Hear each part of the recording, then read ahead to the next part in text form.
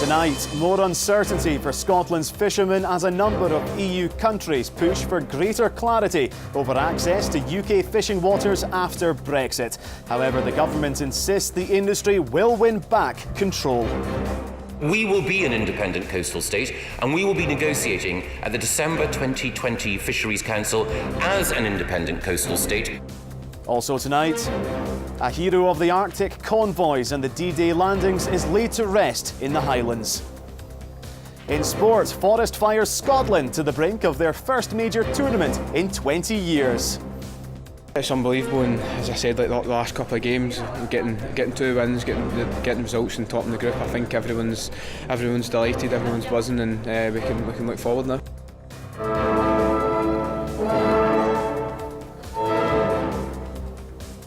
And why Aberdeen's unfinished bypass is getting its very own unfinished symphony.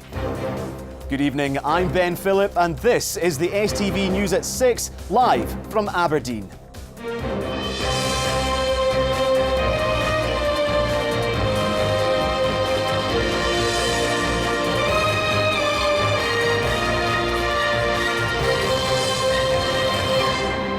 The future of the fishing industry after we leave the EU was today again at the heart of the Brexit debate.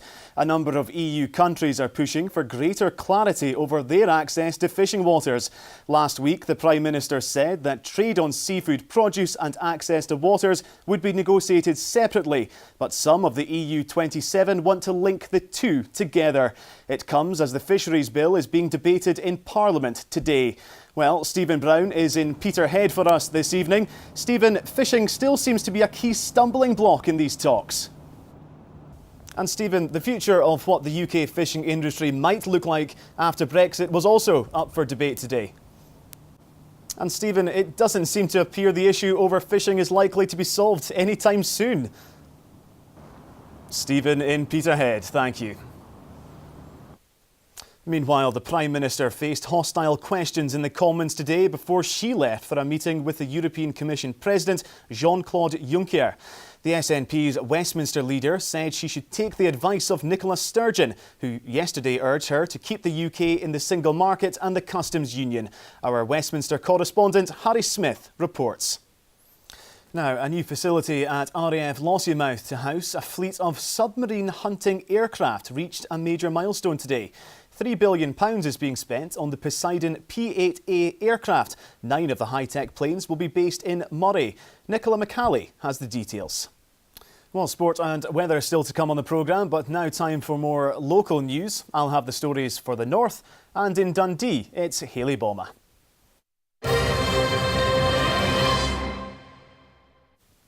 Police have released new CCTV footage of an Aberdeen teenager missing for 4 days. Officers are now focusing the search for 16-year-old Liam Smith around the Bankery area. Liam's mother says his family are devastated by his disappearance, as Ross Govans reports.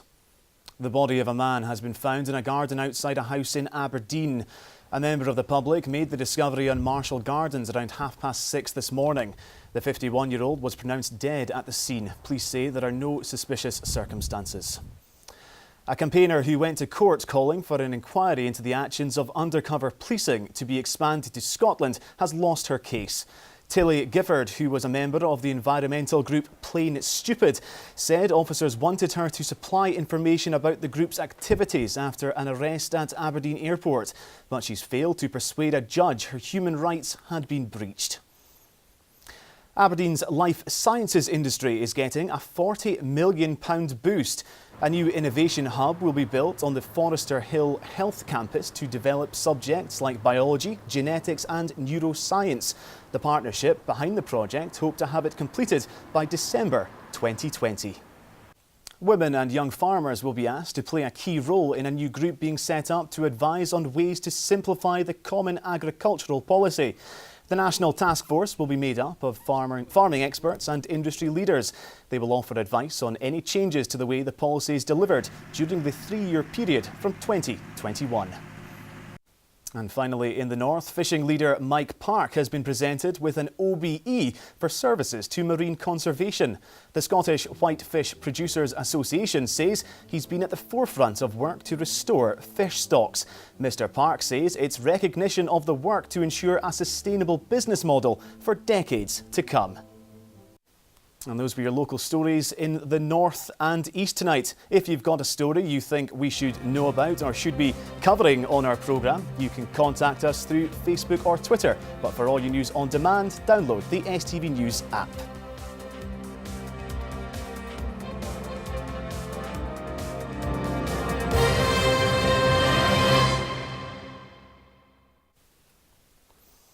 Now, a modest hero who survived the horrors of the Arctic convoys and the D-Day landings was laid to rest this afternoon in Nairn. Bill Shand also rose to senior ranks within the Highlands and Islands Fire Service, which he served for almost 40 years. Ian Ramage reports. Now that takes us on to tonight's sport with Chris Harvey. Let's take a look at the headlines now. There's more uncertainty for Scots fishermen, with a number of EU countries pushing for greater clarity over their access to UK fishing waters. A hero of the Arctic convoys and D-Day landings has been laid to rest in the Highlands. Now here's Sean with the weather forecast. And finally from me tonight, how many roads have a symphony written about them, especially an unfinished symphony? Well, a new work's been written about Aberdeen's controversial and much delayed bypass. Aberdeen 2018 hopes to inspire politicians and contractors to finally get it open. Colin White reports. I think the music will definitely be playing when that road eventually opens.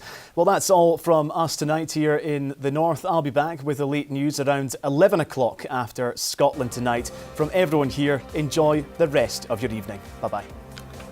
For news and more 24 hours a day, download the STV News app.